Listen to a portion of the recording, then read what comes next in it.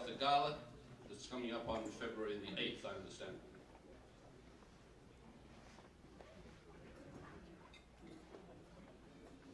Thank you, Patrick. Good morning, and on behalf of the Air Museum, I'll make this brief because I'm as eager as the rest of you to hear what Burt has to say this morning. As you know, our principal fundraising activity at the Air Museum is the annual gala. It is scheduled this coming February 8th, Friday night, a week from tomorrow night. We still have room. I'll have some reservation forms with me at the desk, at the badge desk, after this breakfast, for any of you who have not signed up yet for the gala. It's a lovely event. It's a great way to keep your wife happy for at least 10 days following. You too. And the other thing that makes this so special is that this year the gala honors Burt and his brother Dick. The Rutans are a legend, and it's entirely appropriate that the Air Museum properly recognize them. So if you enjoy Burt this morning, you'll get to see and hear more of him on the 8th. So come and see me and sign up. Well done, Bill. Thank you very much. I have a couple of personal introductions, if you don't mind. You can indulge me here for a minute. I have two gentlemen at my table, and I have the honor to introduce both of these men now. They are both World War II veterans. They are both genuine American heroes. And I would like to start with my good friend Al Rose, who's sitting over here in the suede jackets. Can you get up, Al? He needs a bit of help these days. He's an octogenarian. But you are looking at one extraordinary man.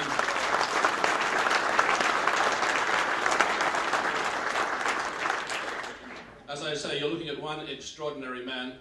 Let me just give you a little background for Al. He's a man, he's indeed a cat with 9 lives. He was born and raised in Brooklyn, and he tells me that about 18 years of age, he volunteered, joined the Marines, and within 11 weeks, he was fighting in the jungles of New Guinea. He went on to fight at Tarawa, Bougainville, Biak, which is now, as you know, in Indonesia, Halulu, the Philippines, and Okinawa. He was injured severely along the way. They sent him down to Australia to recuperate, but that didn't stop him. He went back and got into the battle. He was such a tall, strong-looking guy that they put him for the ultimate revenge. He was the honor guard for the surrender in Tokyo Bay with the Japanese. He witnessed the whole thing. So you're seeing a real legend here. I'm proud that he's my friend. But his biggest personal victory was his fight with cancer at 89 years of age. He has licked it, and he's now, disease is in remission, so Al is back fighting strong. So Al, it's a pleasure to know you, sir.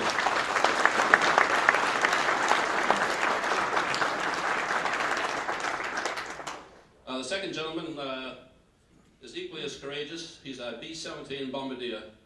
This is Alex Ramphel. Alex, stand up and take a bow, please, sir.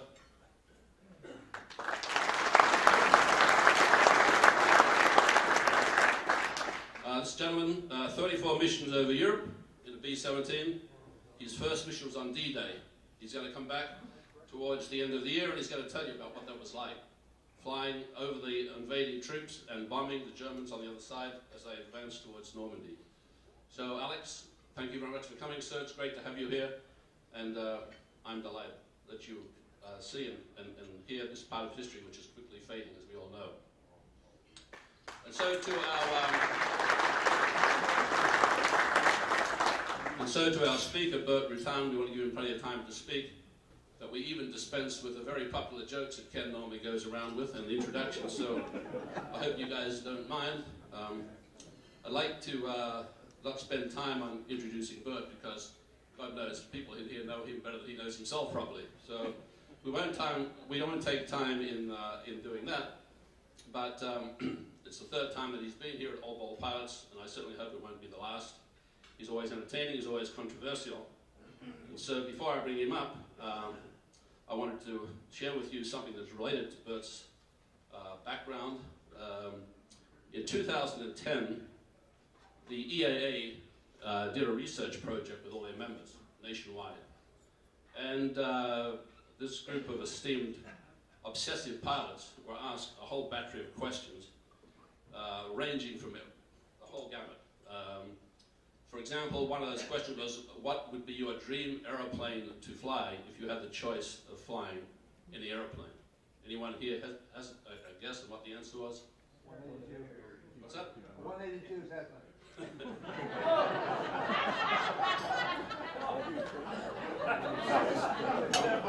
There were 372 aeroplanes choices given, so the number one choice was the P-51, followed by the Corsair and the P-38.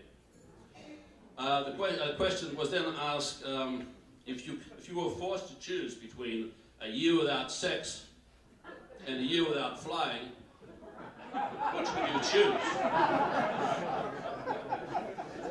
It won't surprise you that 52% of the respondents said they'd rather go a year without sex. And then they asked this question, which I found rather intriguing personally. They said, if you're at the controls of US Air Flight 1549, which is the Miracle on the Hudson flight, they said, how do you think that you would perform? Well, now, a rather realistic and modest 23% said that there would be no survivors whatsoever. 57%, not so modestly, said not bad, but maybe some wet passengers. 13% said as good as Sully. And a rather ambitious 7% said, I'd have gotten it down, but I've gotten closer to the dock.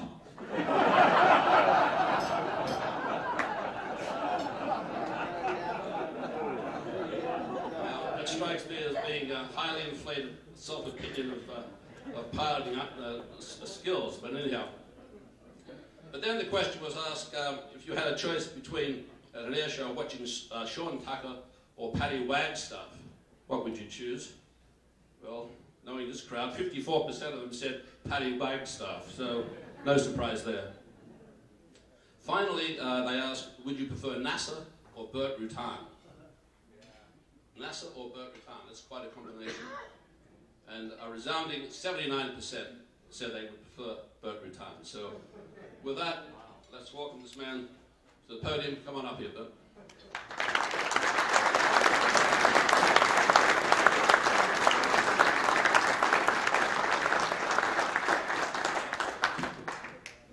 Okay, is this mic? Yeah, this mic is working.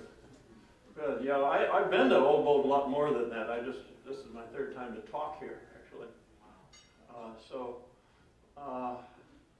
My God, you do need a bigger hall. They bugged me for some time as to what to put down as a title, and I wouldn't tell them because I usually like to look at people's eyes before I decide what to say. So I came up with this title of Struggles of a Retiring Airplane Designer.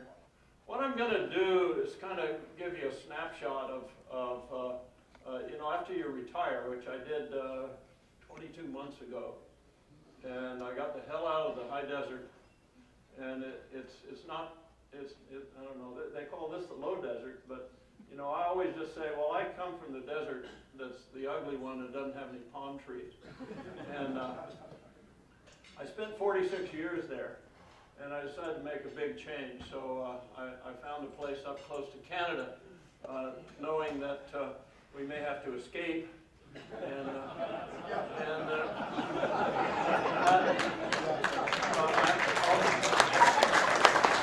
I'll be going up there pretty quick for health care, at least. And standing in line, but at least they have doctors. But this is a good crowd. I wasn't planning on talking about politics or global warming. I'm going to give you a little snapshot of my career and tell you what I concluded after I retired in terms of what I thought my accomplishments were. And it takes more than 20 hours to drive to my place up in Coeur d'Alene, Idaho. And so that's 20 hours to kind of reflect. And so when I left Mojave, a couple of days after my last day at work, I reflected on that. I want to share those thoughts with you. So what else? Oh, I'm going to give you a snapshot of something that I'm not supposed to reveal. And I know this crowd doesn't have video on cell phones. In fact, the first time I gave a talk here, my Macintosh wouldn't run the projector, and their PC had such an old version of PowerPoint that it wouldn't run my show. So I was in a dilemma. I asked the crowd, I says, well, you know, there's got to be at least 30 people out there that have a computer, or at least have one in the car. And I got all these blank stares. And I thought, well, okay. Well, in fact, that reminds me. This is a wrong crowd to ask that question. I'm going to do it anyway. How many here were born before 1935? I have given talks recently to audiences where nobody raised their hand. Born before 1935. Do you realize that you are in a historically elite group? Because nobody born after 1935 has been to the moon.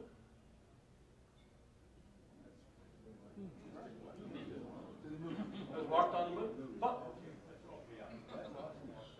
What? We are, if you look at the actuary tables, we're not very far when there won't be anybody on Earth that's been to the moon. Now, would you have thought that that was possible to happen in 1969 through 72 when we sent 27 people to the moon, 12 of which walked on the surface? That there wouldn't be anybody alive that had been there? Or those that had been there that are alive spoke only Chinese? Actually, I don't think NASA ought to go back to the moon. You know, you shouldn't do things that you did 50 years ago. You know, they would do it exactly the same way because they know it worked. They don't take any risks. That's, if you look at Orion and, you know, the stuff they're doing now, they don't take any risks, which means you don't learn anything new, which means the next generation of things you build will be just as expensive and just as dangerous to fly to space and won't solve the problem at all. Right? You got to have a breakthrough to solve the problem. Now, why go out and replicate something that you know works when it really doesn't work? It doesn't work. How many here have flown in space? See, it doesn't work.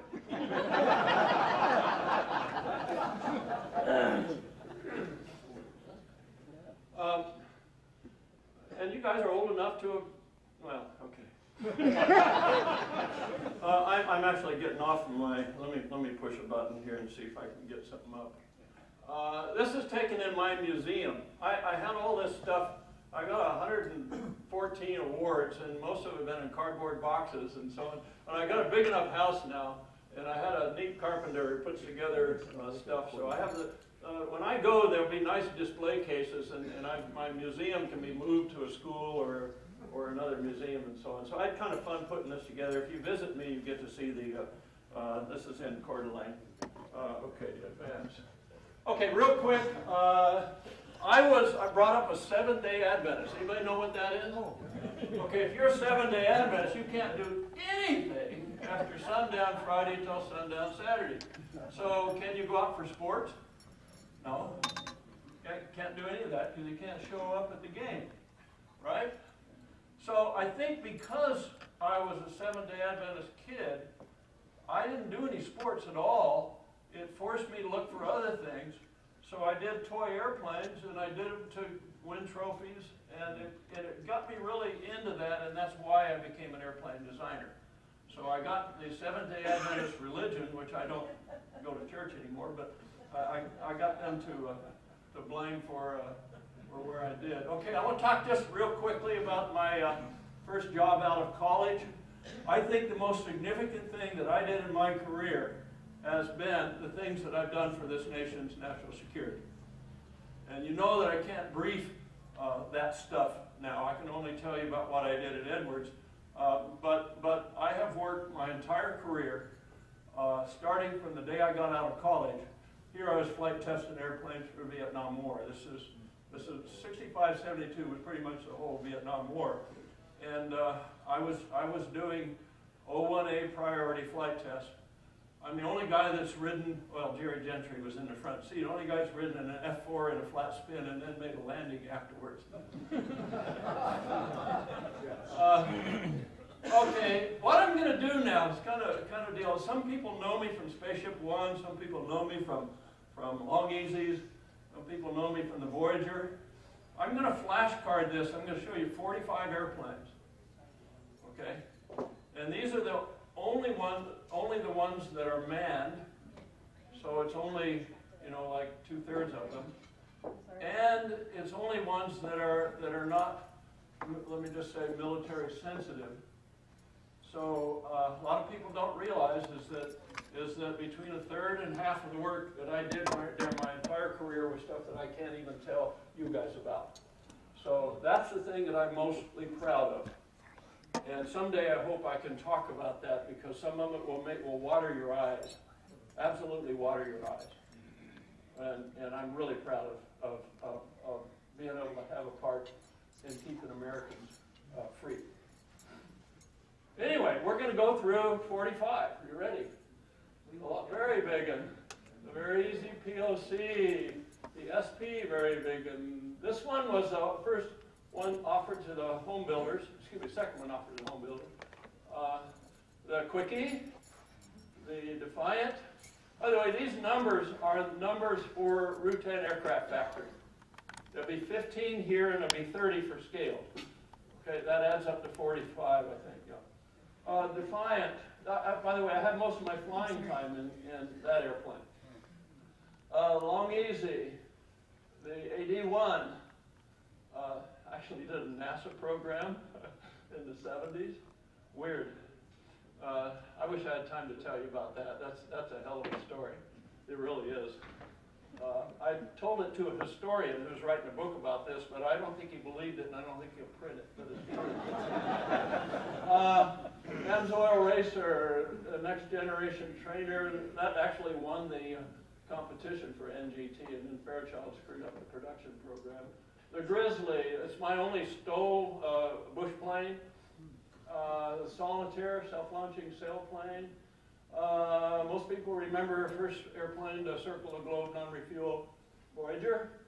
My brother and his girlfriend. Well, they were girlfriend before the flight, but not during. This one's been restored now, and it will be at the Air Museum Gala next week, the Catbird. Okay. This one has also been restored now. Keep in mind, I lost my medical in '98. Okay. I did determine something that a lot of pilots don't know, and FAA doesn't know this. So is anybody from FAA here?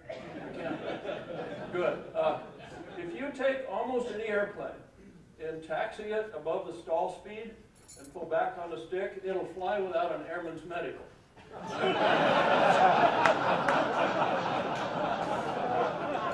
This was the most significant general aviation airplane I developed. Performance, safety, you name it. 5 of us can jump in it without any ferry tanks and fly to Hawaii. 265 knots on 4-cylinder Lycombe. This is the most significant airplane I have ever developed. It can be flown at full aft stick, single engine, with your feet not near the rudder pedals. Okay? Fly it around with aileron at full aft stick, single engine. Okay, now the scaled airplanes. By the way, I've founded Scaled 3 years before I stopped selling planes at RAF.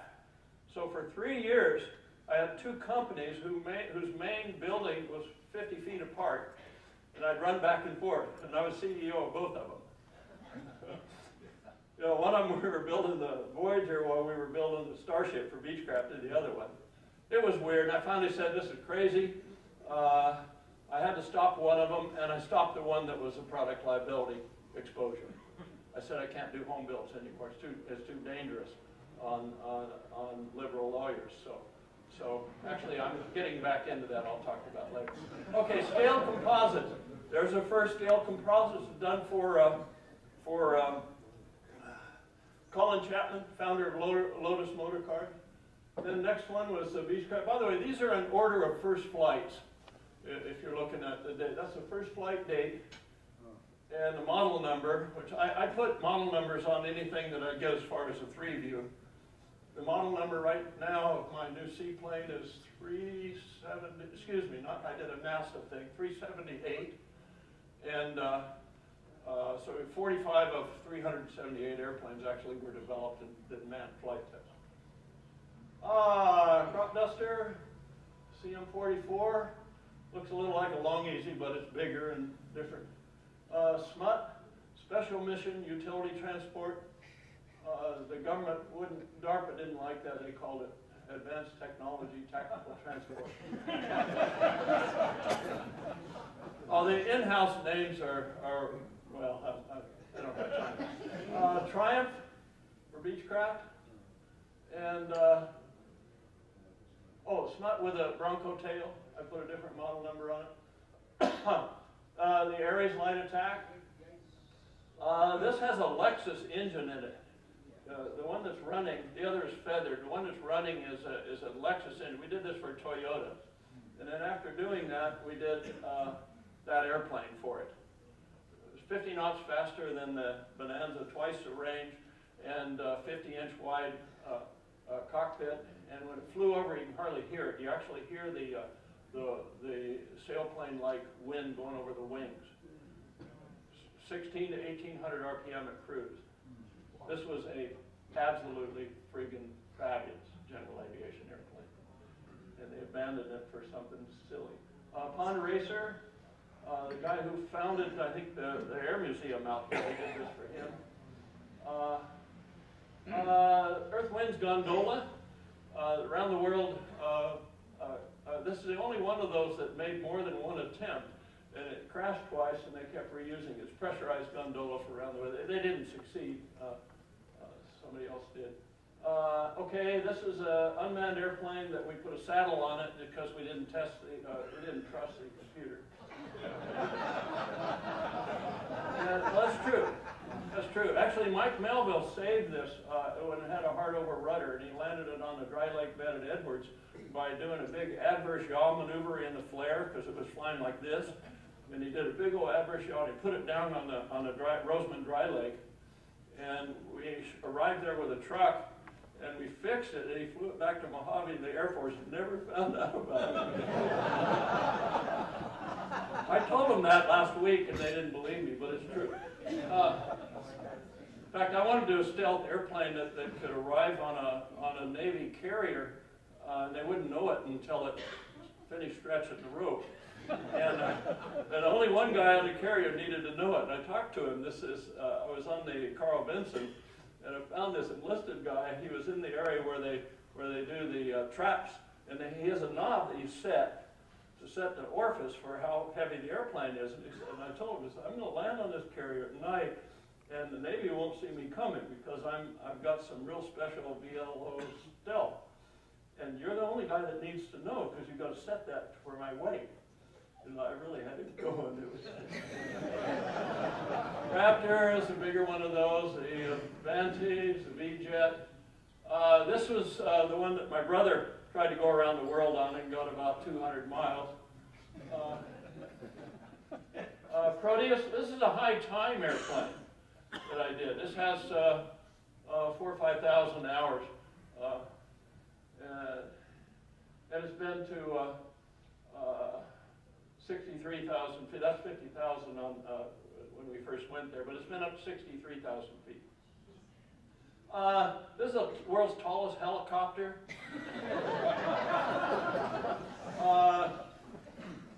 Adam, can't talk about that one. Oh, and here's what Toyota ended up with a Lycoming engine. This is an absolute piece of shit airplane. And they tore up the other one.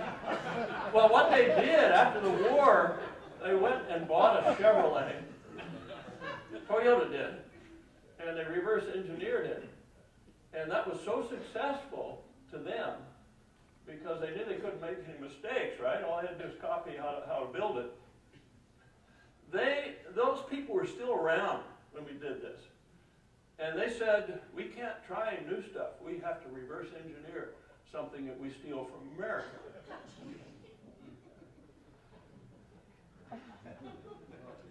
So they did, and they built a piece of crap, just like Piper.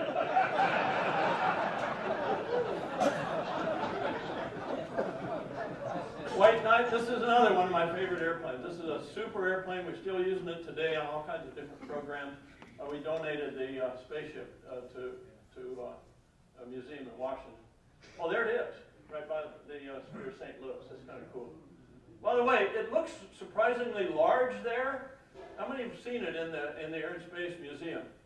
And I thought, you know, this is a tiny airplane. I mean, the fuselage is only this bigger, you know. But I went there and I realized, well, they hung it pretty low, so you're kind of close to it. Chuck Yeager got really pissed off because it blocks the view of his airplane. True story. He really lodged a complaint. He says, man, I'm harder to see. You need to move them around. You know? But anyway, I realized, you know, here's an airplane broke speed of sound in there, the X-15, the first jet, the Wright Flyer, you know, the Wright brothers thing. And I realized that all the manned airplanes in there are single place. This is only 3-place airplane. That's why it looks bigger. Global Flyer. This actually flew around the world non-refueled 3 times. Long story. The post-detonation airplane, the White Knight 2. Same wingspan as the B-29. Really a cool airplane. And, of course, Spaceship 2. And I wanted to do something fun the last 4 months of my work. So I found some guys in the shop who weren't working, like they were painting toolboxes because they weren't assigned to. And I said, well, shit, this doesn't cost anything. Why don't you guys help me? I'll build a flying car. So I did a bipod, and it flew the day before I retired. So that was kind of cool. We did a little flying car. Okay, this is kind of bookends on scale composites, a formation shot with our first airplane and the last airplane essentially before I retired. And I thought this was kind of cool picture, so that's not Photoshop. That's actually taken from an airplane. Okay, cold turkey. I went a year without designing airplanes. I really did.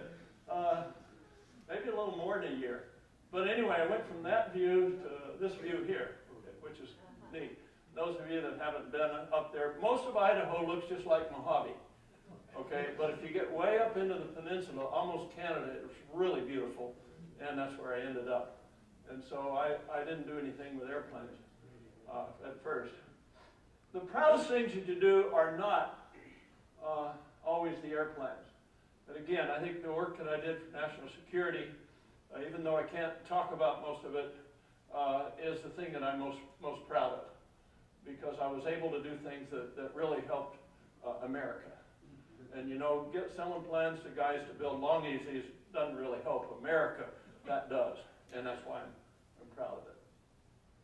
They gave me a Business Person of the Year trophy last year, and I thought, what, business person? I'm not a business person. Well, I've been CEO for a long time, but I've never considered myself an expert at running a business. Okay, I always looked at the project as being the fun thing, and I had an idea. I didn't know whether it would work. Therefore, it's fun to try. That's why a lot of my airplanes look different, because if you know it's going to work, it's not going to be any fun to try. It's engineering. It's just calculations. It's not research. It's not research unless half the people say it ain't going to work, right? It won't work. Like, it won't work to go to the moon. More than half the people working on it didn't think it would happen. Okay? So we were doing research then, and the stuff that naysay does now is not research, it's development. Okay, but here's the thing. I needed help. I couldn't do things. First of all, the first airplane I did build on my own. A guy come over at night. He worked in a glider repair shop, and I bought him dinner, and he'd stay there and work till midnight, help me build a very easy. So, you know, that was cool. I was able to motivate him. But now, as I got in where I needed more than him, I had to hire people. And I didn't think of it as growing a business. I didn't think of it as it's a good thing to hire someone and pay him and get health care for it. I never thought of that. I just thought, I need help. And one thing that I really thought about is this guy will work like hell if I can motivate him in the same thinking that I have. And that means when he's ready to go home and he's hungry, you're in there working like hell. So teaching people work ethic, I did that because I needed help and I wanted to fly everything real quick. Okay? But if you look back at it after you retire, wow, maybe I was a good manager. Okay? Maybe the fact that we could build things in a third of the time that the primes could, for one of the reasons we don't do all the work that they do, because most of the work that they do doesn't have anything to do with flying the airplane. So anyway, that was kind of a lesson learned for me. Another thing I thought, as Mojave faded in the rearview mirror, driving to Idaho, is back there is more than 400 people.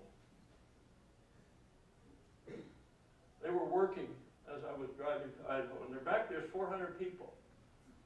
And there's 400 families being supported. And every single one of them pays taxes. The jobs that I was able to create by founding that company, which wouldn't exist unless I needed help, right? Every one of those jobs reduces the burden on every other taxpayer, doesn't it? Now, we hear a lot today about, oh, we've got to create jobs. We'll create government jobs. Every government job increases the burden on the taxpayer. There is absolutely no relationship between a government job and a private entrepreneur that makes a commercial job. Anyway, you get that message. And I'll tell you, I realized that those people got better health care than Lockheed because I wanted them to stay. Dental care, eyeglass care, all that stuff, I always did that better. Paid them well, and because I want them to stay, I want them to work, and I want them to work like hell. You know, and I want them to stay there if they're good, not go off somewhere else. So anyway, that was, and I realized maybe I was a good business person. I never thought about growing a company. I never thought about making a profit. I thought that the most important thing was that my employees have fun like I was. And the reason is, you always stop having fun before you go bankrupt. So I mean, it's just fucking common sense, right? And the reason they had good health care and good pay is I wanted their families to have fun too. Okay, number 3 priority was always that we made a profit. Number 3, and I would tell whoever owned the stock in the company, I don't care whether it was Howard Keck who financed us at first, or Northrop who did it later. I always told them, making a profit for you is the number 3 priority. Live with it.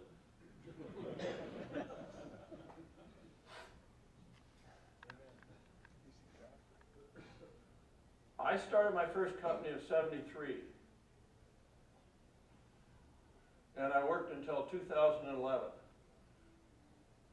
Both companies. Neither of them ever showed a quarter that didn't make a profit in all those years. Never.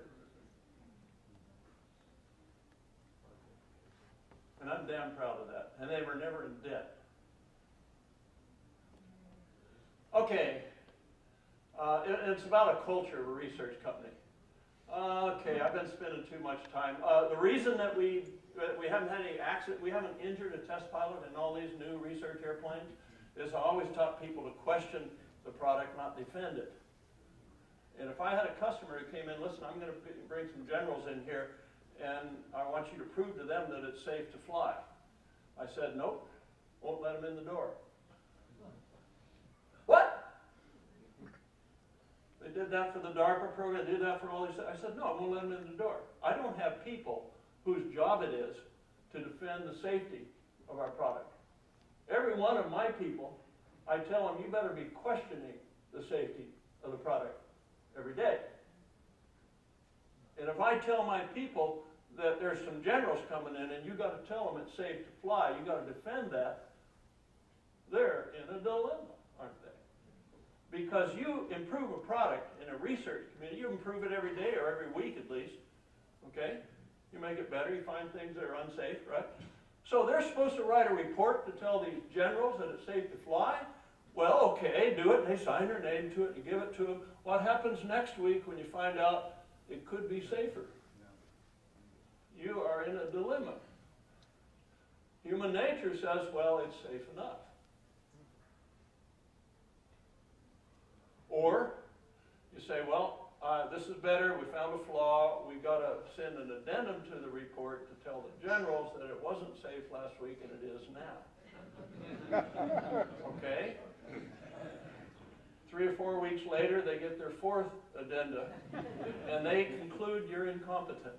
And they stop listening to you, and they beat up you on more on safety. And now you got all your people defending your product instead of questioning it. And I wanted them to question it at every point, and I always taught people, I will not bring somebody in here in which you are told you have to tell him that it's safe. I want both of you, all of you, to always question it. And that's why we didn't have any accidents, I think. I'm taking too long. Okay, can you invent with an aging mind? I started asking this question after I put my feet up. I bought a real big house because I thought I want to live in my real estate investment, not just have stock in apartments and so on. You know, that's kind of cool. And you know, the energy is so low cost up. The energy and property taxes on an enormous house is a lot less than it is on a little house here. I shouldn't be telling you that. We'll be get a bunch more damn Californians up there.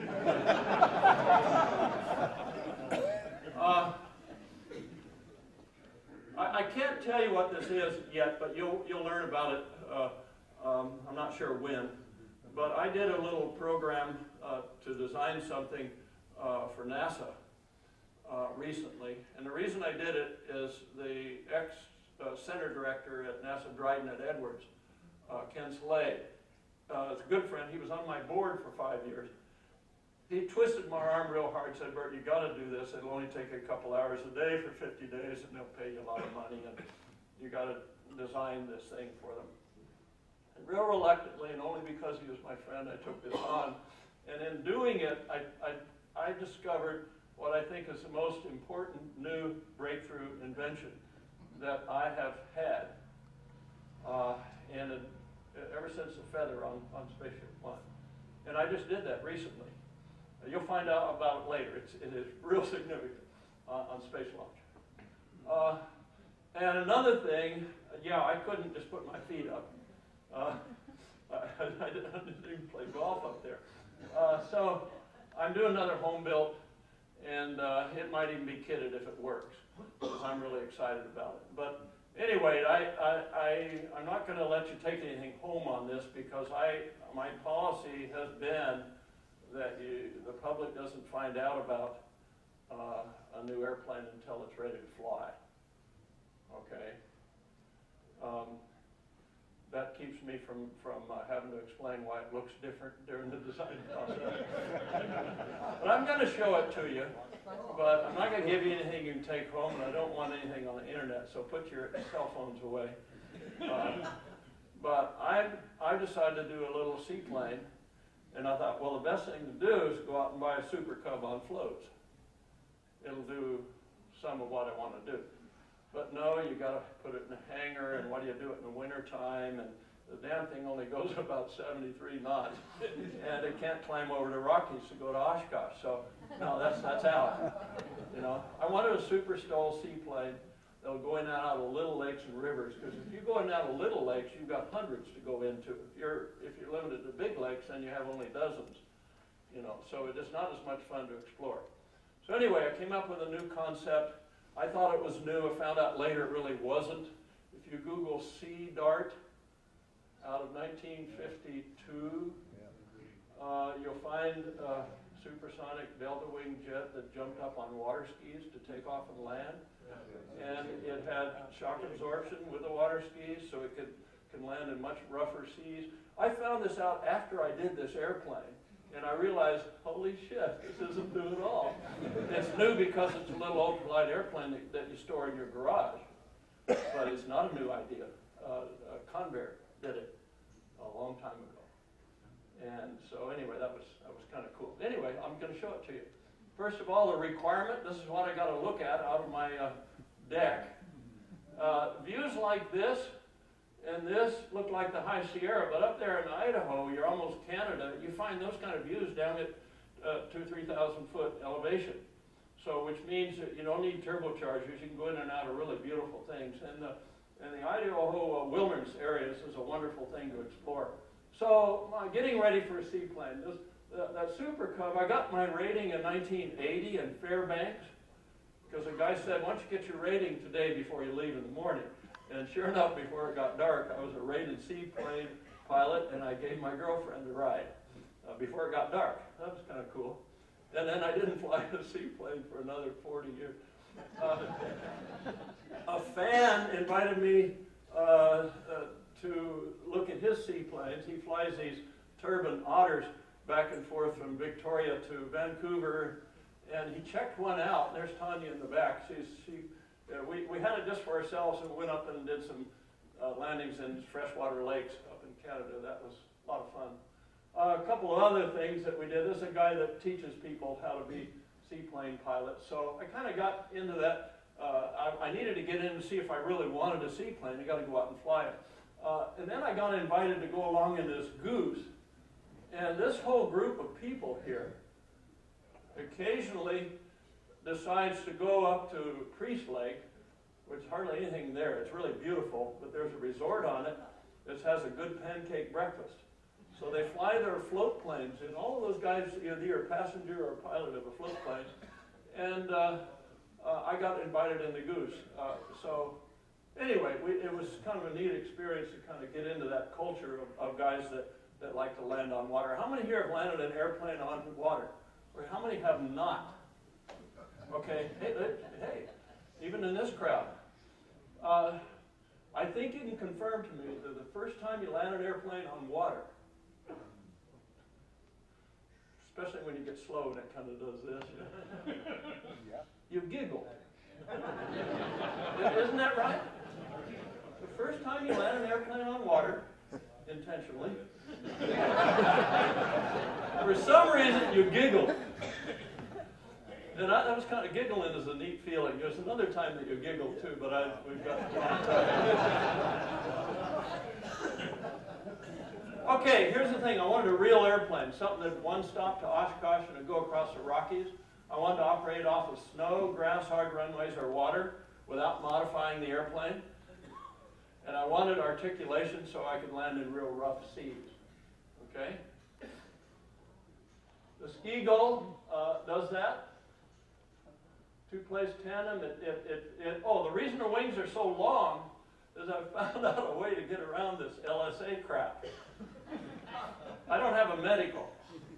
I got a backup ignition system right here. It hadn't done anything, but it means that I can't get a medical.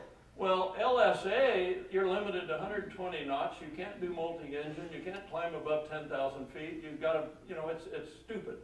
So I got my neighbor down there is a FAA DER. He says, well, why don't you make the wings long and slender? If you have your gross weight divided by span squared, if it's less than 3.2, is it 3.2? No, less than 3 kilograms per square meter, you're a glider. And you can also be a motor glider and fly without a medical. Anybody here fly gliders or motor gliders that don't have a medical? This is a motor glider. It meets the criteria. Okay? And that's why it's got these 43-foot span, even though it's a tiny airplane. I'll fix your garage. I have a slide on that. I'm blowing with 2 engines, a very high lift section with a big flap here. We're folding this wing. And by the way, you got to take this off to put it in your garage. A little electric screwdriver, you'll see that. It's tiny. See, this is kind of a cutaway. If you're floating in the water at gross weight, your butt is below the water line. Okay? Not sitting up on float. Even though you have 4 times the stroke of a land plane's landing gear. That's why you get. Okay? Your butt's below the water. Your shoulder is 19 inches. About your shoulder is right there, above the water, and your head's right there. So you're right down in the water. Kind of cool, I think.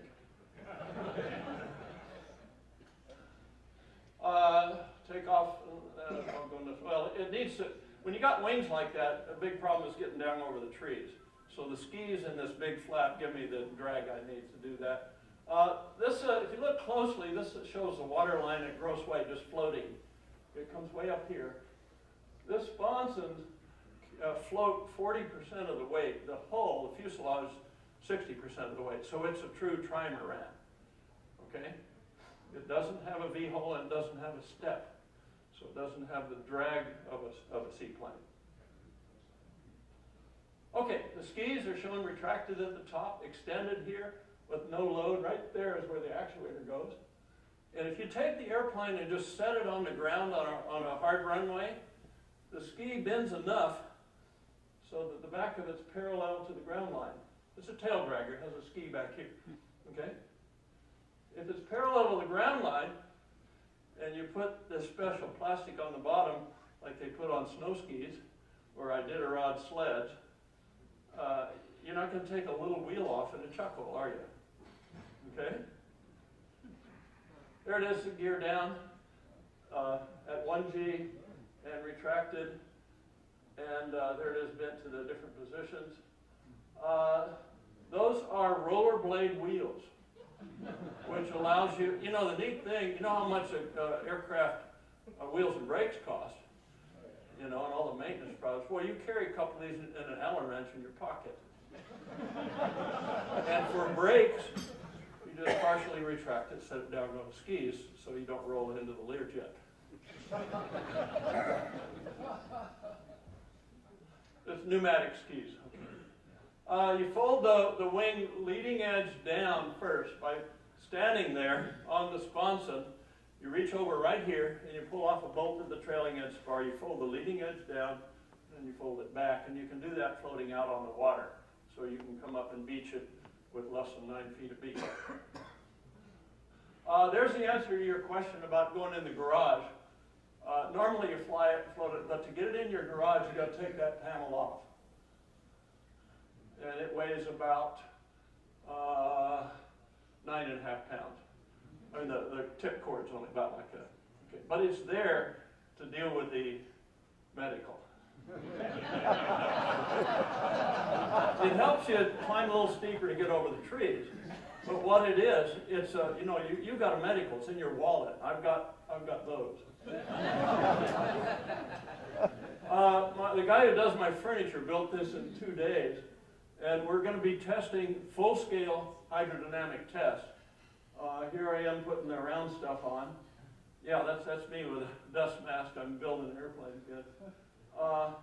And there we're bagging the carbon fiber ski, and there's a ski, different options on wheels.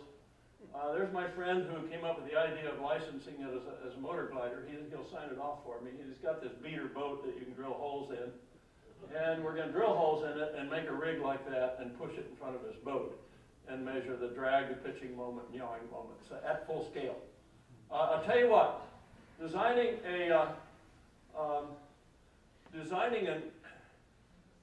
a boat is a hell of a lot harder than designing an airplane. At least for me it is. I mean, you're pushing water up and you got the wave, you got a lot more friction, it's a lot harder. And I'm just shocked that man learned to sail before he learned to fly.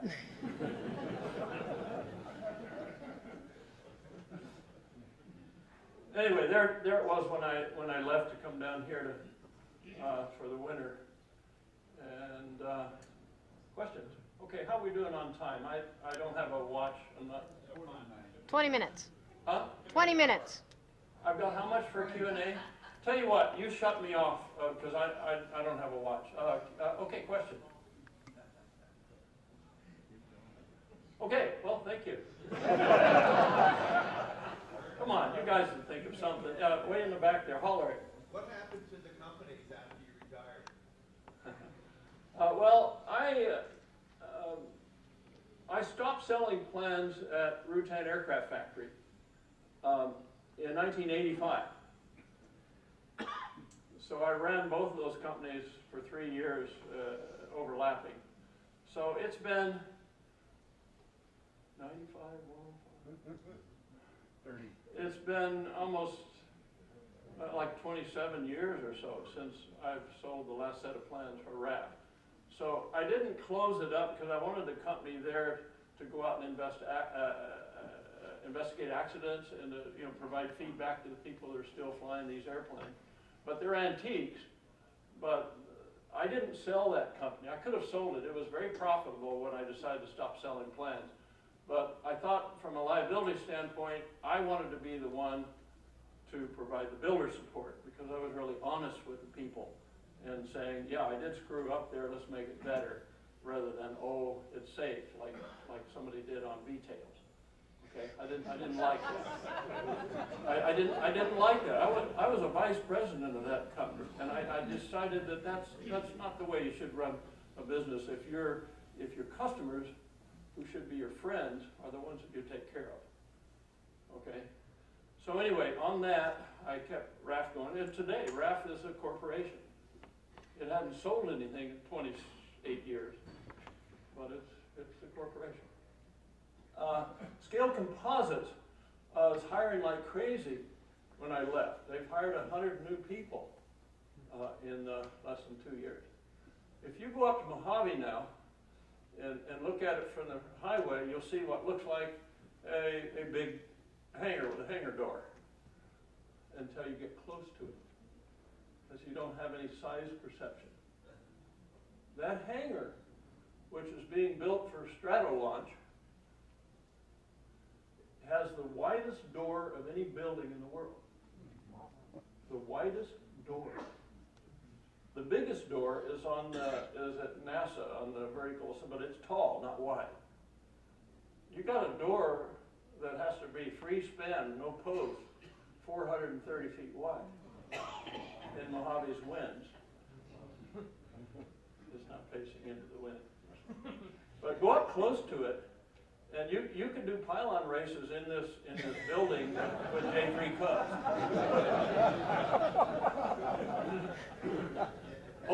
Manned ultralight airplane doing pylon races. I mean, the building is just awesome.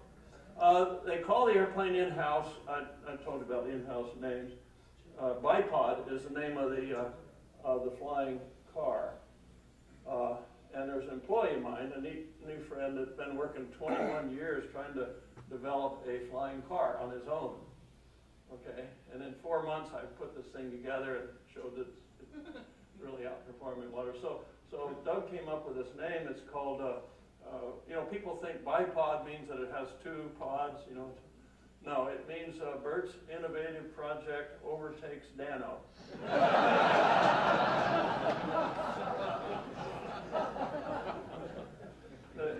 I may call it, by the way, my seaplane is called Ski Gull.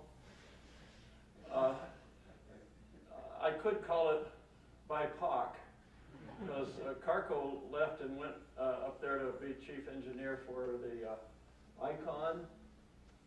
The little thing they worked 7 years and still only built 1 airplane. So that's Burt's innovative project overtakes Carco. Anyway, Doug came up with this name called ROC, R-O-C. And I asked a bunch of people, well, when I visited after I retired. Oh, by the way, the Stratolaunch didn't get funded until after I retired. But I did preliminary design on that big airplane for 21 years. And finally the thing gets funded after I retired. Dodged the bullet. They bought a couple 747s, which had been running United passengers just a couple months before. So I got some seats for my deck. But it's kind of neat. The first thing you do when you're going to build an airplane is to buy a couple of 747s so you can get the engines and landing gear. actuators to control, and then everything else is throwaway. Anyway, ROC, well, what's that? And I thought, well, it's got to mean Rutan's on crack.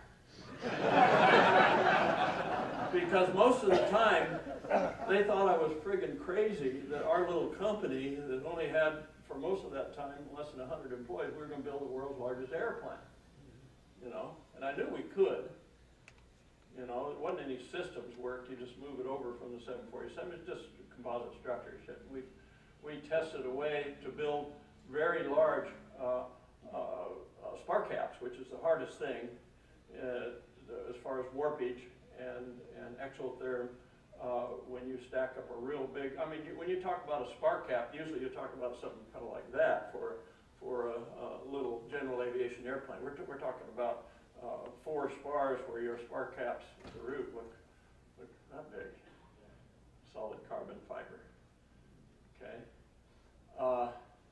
Anyway, rock is a mythological, I think it's Greek or something, for a bird that's so big that it can lift an elephant and carry it somewhere. And so that's why it's called rock. But anyway, my company up there is indeed building the world's largest airplane. Yes? What's Dick doing these days, Burt? Dick. He ain't heavy, he's my... you know, he's mellowed a lot. Yeah, you know, you know, he's on my email list, and he's come up and visited us in the cabin up there at Coeur d'Alene, I think 3 or 4 times now. And no, Dick and I are really, really close now, really good friends, much more than we were when he was sneaking my airplanes out and flying down the Curd River Canyon. So yeah, we get along real good now. And what's he doing? He's still on the airport board of Mojave. He gives talks like I do, and people pay outrageous amounts of money for me to do what I'm doing right now. And I do maybe 5 or 8 of those a year, and you know, Dick does those too. That's his income. What else? Any other questions? Yes. You know, how much do you think that ski goal would cost for somebody to build if it were available today? And I got to add it up. It's not generically expensive. It's not heavy. Everything can be bought at Aircraft Spruce because they give me a discount, and so yeah, you know, it's built more like a Long Easy. It's mostly fiberglass contact layups. It's not expensive. The reason it's a twin is not just to blow more of that wing. If you have a single engine airplane of that weight that needs the power to get off water, your engine choices are not very much. You know, you can do a Rotax or you can do a little Continental or something. You know, and they're all clunky engines. Low RPM, heavy, you know, they're all really shitty engines, really.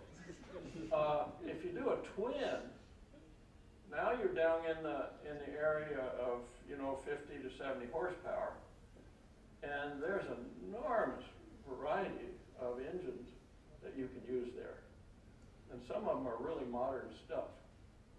So I still haven't decided which engines to put on it. I'm going to be measuring hydrodynamic drag and knowing exactly what thrust I need. But the bottom line, there's things that are built for military UAVs that are heavy fuel, and so you can get diesel at any service station, or if you want to use gas, you know, this thing is not for airports. I think I'll take it only to an airport if there's an EAA fly-in or something and there isn't a lake right there. It wants to go into grass, snow, or water. Hard surface is kind of silly, and the gas is too expensive. So there's no reason to take it to an airport. It goes, you know. Yes, sir. How old were you when you started looking towards the skies and figuring out that you had an interest in aviation? I did the model airplane stuff real earlier than I can remember, but my mom tells me what I did. like pick up, my brother's 5 years older, so he'd crash a model airplane, I'd pick up the pieces and build something different. But I don't remember that. It goes back that far. Way in the back. You were president of Boeing Aircraft Company. Given the President of Boeing? Yeah. No, I heard that. If I was president of Boeing, I would kill myself. Why in the hell would I want a job that already has in place regulations that stifle the company and cheat the taxpayer? I would walk away from that job in a heartbeat just for the ethics of it.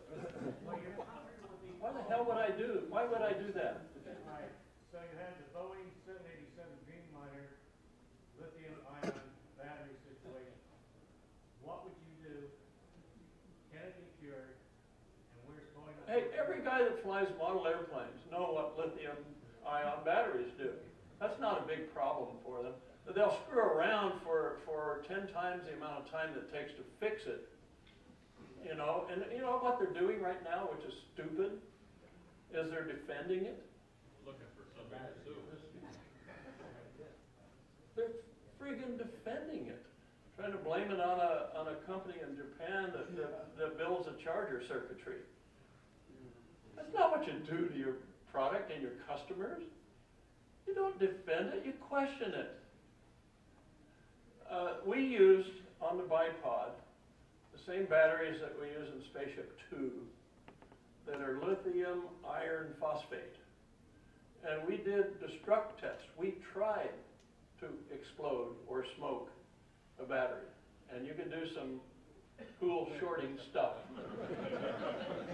By the way, we measure the temperature and charge and measure everything in a little computer on each cell. They look like D cells, by the way. It's the same battery you find in the Prius. Okay, those don't have the danger. You know what they ought to do is switch over to those batteries immediately and let somebody else screw around with what they're trying to do now later, because they're building airplanes they can't deliver. Duh. That's what I would do if I was running Boeing. I wouldn't be defending it at all. I'd fix it.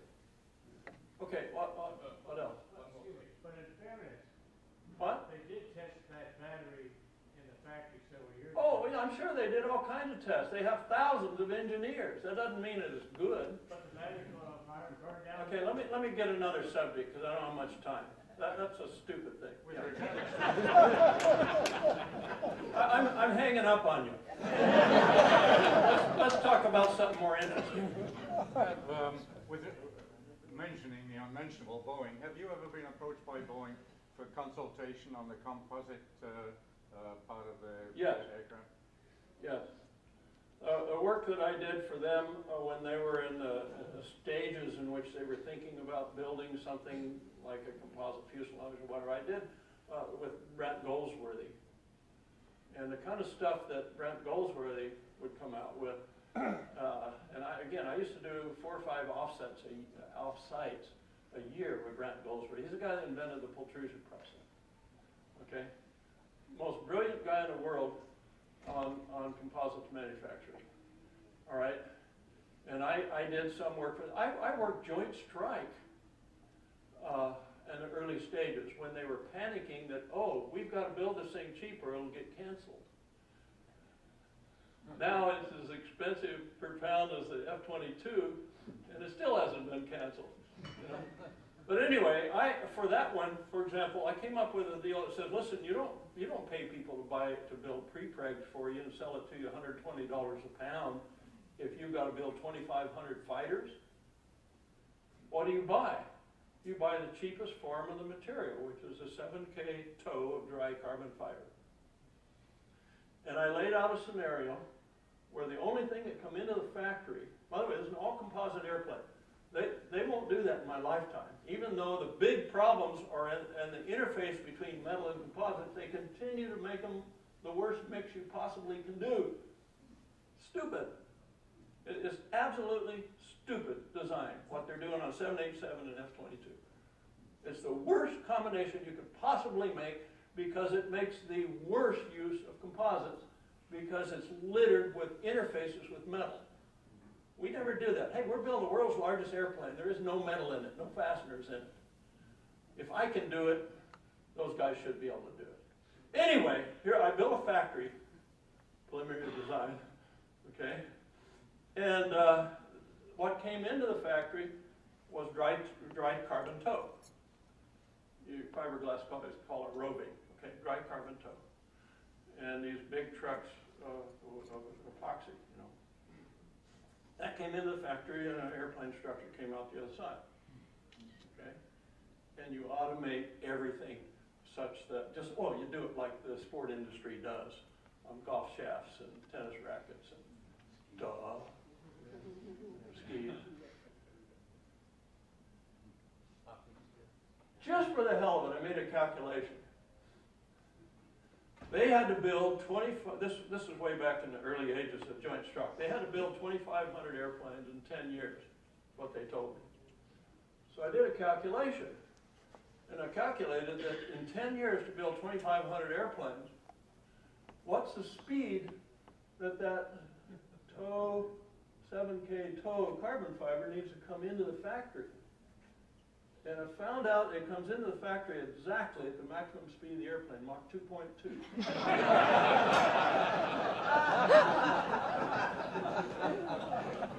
You can feed the production with just one tow coming into the factory.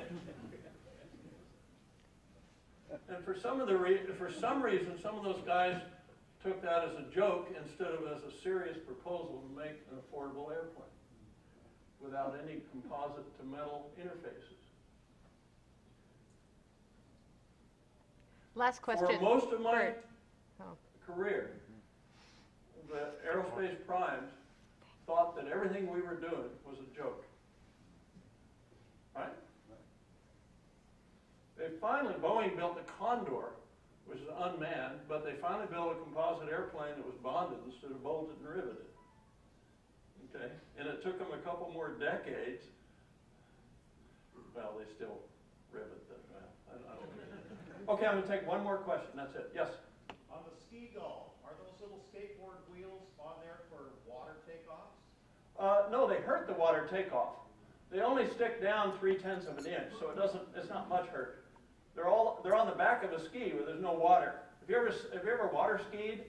Yeah. The top of your ski is dry, you know, so but they hang down just that far, and that hurts the water takeoff a little bit, but it allows you to go into hard surface runway.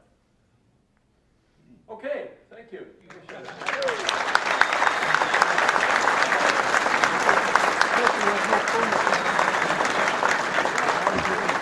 Thank you very much. A reminder that we do meet the last Thursday of each month, and that we should have a sign out there, a poster out there for you to autograph for Burt. And thank you, Burt, publicly. I thank you for a wonderful, entertaining speech.